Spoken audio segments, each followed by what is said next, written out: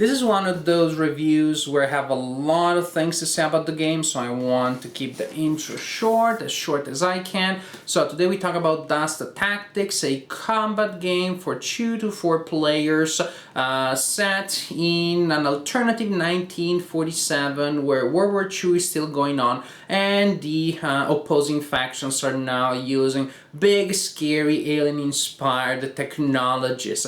This is a game that came out some time ago. It has many expansions now. It has a large base set. But what I'm reviewing today and what I played so far is the revised core set, which is pretty much a starter set with enough stuff to get started with the game. This is all you need to know for now. Let's talk about the game. This set comes with 2 paper maps. You see them here, one juxtaposed to the other. The paper maps are double-sided, so you can combine them in different ways to create different types of landscape. That will depend on the scenario, and there's a pretty interesting scenario book that comes with the game. Terrain is divided in squares. I know that not everybody likes that. You have tiles that are added to the map to create areas that are impassable and that do block line of sight. Pre-printed buildings on the map, and these buildings have doors that allow movement and allow to attack through those. Also, you have cover elements that are represented by plastic miniatures and are added to the board at the beginning of the game as personal instructions. These are ammo crates, which offer soft cover, and anti-tank traps, which offer hard cover. Units are of different types. There is a type of unit called hero, and heroes such as this one can act independently or they can be attached to a squad at the beginning of the game and they can detach themselves later as the game progresses. This guy, for example, is a hero that is very good in close combat and also has some other special ability. Then we have squads. The number of miniatures in a squad will vary depending on the type of squad. Different squads will have different abilities, different weapons, and there may be weapons that only some members of a squad are using. In this case, for example, the case of this squad here, only a member of the squad has a bazooka. Here we have a squad that is using some flamethrowers. This is a squad, heavily armored assault squad, very good in close combat, but not in other types of combat. And yes, different units really are good at some things and not so much at others. For example, this squad here is good in range attacks. This squad here that uses flamethrowers is very devastating at close range, but not that useful in other types of situations. And then we have vehicles, these gigantic walkers here, which are pretty impressive, and they're represented by very nice, very thematic miniatures. All units come with a card, such as this one, with all the relevant stats and with an illustration representing the unit itself. Units have a movement factor that indicates the number of movement points that the unit receives when the unit uses a move action. A symbol indicating the type of target that that unit represents, infantry, vehicles, airplanes, and a number there indicating the class of armor. The higher that number is, the harder it is to inflict damage on that unit. And then units have an amount of health points that, when reduced to 0, indicates that the unit has been completely destroyed. In case of squads, that number is usually the number of miniatures in the squad. That means that for each health point that is removed from a squad, you need to remove a miniature from the game.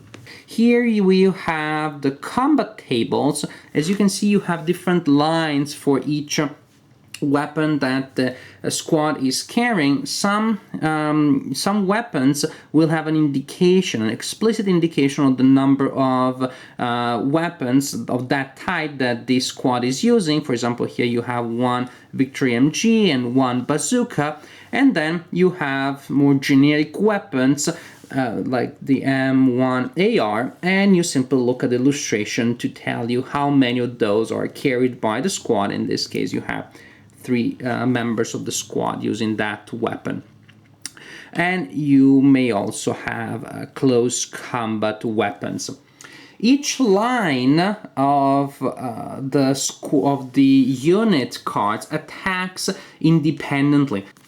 You cross-reference the weapon with the type of target, and you have the number of dice that you are using in that attack. The number is the number to the left of the slash. The number to the right is the number of damage points that you inflict on the opponent for each hit symbol that you roll. For example, when a weapon of this type is attacking infantry class 2, it rolls 1 die and it inflicts a damage for each hit symbol that is rolled. Each die has 4 blank sides and 2 hit symbols on it.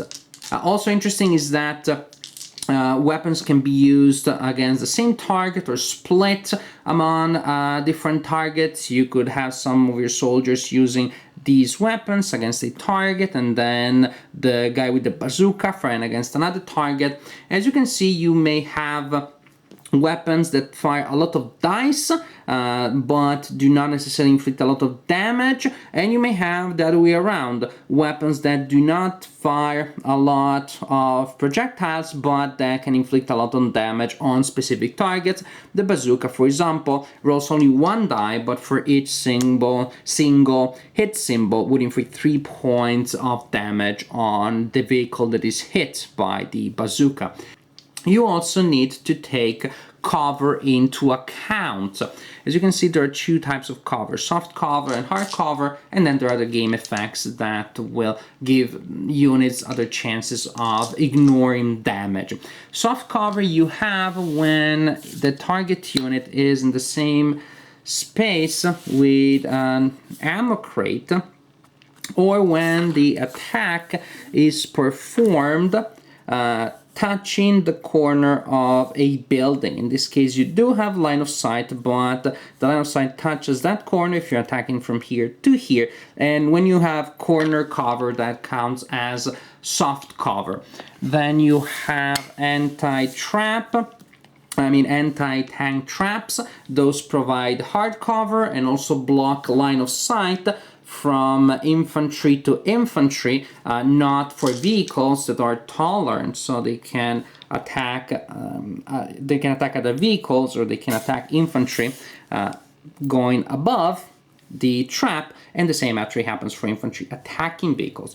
But again, hard cover for these guys. Also, you may have soft cover that comes from multiple sources, and in that case, when you are adding together more than one soft cover, it counts as hard cover. What does that mean? When you have inflicted your hits on a unit that is in soft cover, then the unit rolls a die for each hit that was inflicted, and for each hit symbol that is rolled, the unit can ignore a hit that the unit would otherwise have to suffer. I inflicted 2 hits on this unit, then this unit is in soft cover, rolls 2 dice, and nothing happens. It has to take 2 hits. In this case, only 1 hit would need to be taken. If the unit is in hard cover, you again roll a die for each hit that the unit may take, but you can ignore a hit for each blank symbol that is rolled. So when you're in hard cover, you will be able to ignore the majority of hits that are inflicted on you. During a turn, you start by activating one of your units, and after that unit is done being activated, the opponent activates one of his units, and then the game goes back to you, and you keep going like this, alternating between the 2 players, activating a unit at a time until all units have been activated, and then you start the next turn.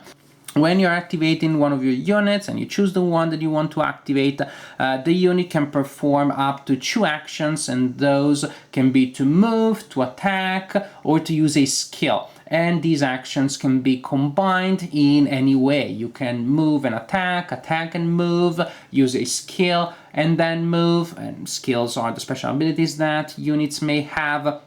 The only combination that is not possible is attack plus attack. That is, you cannot attack twice in a turn, but you could combine both of your actions in a single powerful attack, which is called sustained attack. And there is an advantage in doing that, which is that when you're rolling your attack, if it is a sustained attack, you can reroll all blank symbols that you rolled. And sometimes, whoa, it can be a very different result. But the disadvantage is that you're not doing anything else, you're not moving, you're only attacking that turn. So suppose in this case I'm activating this unit, I use my first action to move the unit there because that gives the unit good cover, and then I'm going to use the second action to attack that enemy that is within range and within line of sight. However, when you are moving your units, the opponent, the non-active player, may use one of his units to perform reactive fire, which is what in other games is called opportunity fire. That is, if the active player is moving within line of sight and within range of an unused unit of the non-active player, the non-active player can interrupt the action and use that unit to try to fire back. However, in some games, reactive fire, opportunity fire is automatic. Here, when you have the conditions to declare reactive fire against the active player, you need to roll a die for the unit that is attempting reactive fire. And if you roll a hit, you can execute reactive fire normally, which can be devastating. And then if the opponent survives, the opponent will get to attack back, well, to complete his turn. But if you roll a blank symbol, then your unit is spent. That unit cannot act this turn. It simply spent all of his actions by trying to perform reactive fire. Time to celebrate! Yay! Because I found a game that I really enjoy. Sure, this is not a war game, strictly speaking. That category of wargamer that always looking for realism and detail, that subcategory wargamer that call themselves grognard, may have a hard time enjoying this and may be disappointed.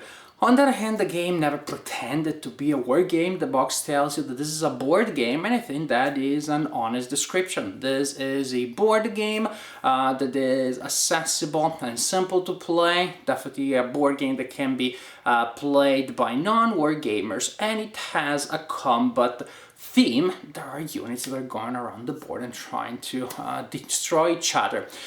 So, definitely this is a game that has a lot of abstractions. Look at the terrain, for example. There aren't many spaces on the board. You can only fire pretty much in one point of each square because you trace line of sight from point to point, which has its advantages. No long discussions anymore about does this count as line of sight or not. There are simplifications that may reduce the realism of the game, but definitely make gameplay incredibly smooth, incredibly fast-paced. This is something that the game really has, I think, as an advantage. The action is continuous, the interaction, the back and forth really makes the action tense. And they're just decisions that are incredibly important because the weapons are so effective. Being caught out of cover may mean complete doom for one of your squads. And given the theme, given that units here are using these powerful weapons, I think it makes perfect sense. Again, it may not appeal to everyone. The game is simple, again, because it relies on a very simple core of rules that you can teach to a non-war gamer without any problem. But at the same time, there's a lot of flavor, a lot of theme, a lot of nuances and further depth that come from all the special skills and weapons and abilities that characters, heroes, and squads have. The game is fast. I can take the box out of the shelf, set up the game, play a full battle, and put the game back in the box in an hour or less. That means that in an evening I can play 3 or 4 battles. Also, it is a game that is completely solitaire friendly because there are enough factors based on dice rolling that will definitely keep the game unpredictable. And if you're playing by yourself, playing both sides, you will still find yourself surprising yourself because of that. So, this is a game that may not be a war game, strictly speaking, but I think it has a lot of advantages. It plays fast, it has gorgeous components, it is easy to pick up, it is fun, exciting, a lot of tense and tight action. If you're not looking for extreme realism, if you're looking for quick, intense fun, I think this game may be for you. Now, it is one that will require some investment of money because the starter set is already not too cheap, and at the same time it is precisely this, a starter set. You will soon find yourself wanting to add more units, and if the starter set feels too limited, maybe you shouldn't blame the system based on that. You should borrow some expansions from your friends and try it with more units. I like it from the starter set, but I see how that may not be enough to get somebody excited, and I really think that this is a game that the more things you add, the more you invest in the game, the more you'll get out of it. I hope my wife is not hearing this because maybe she wouldn't agree, but I think this is a game that I will invest some resources in, and I think I will not regret it because so far I've had a lot of fun with this game, and I think I can have a lot of fun with this game in the future.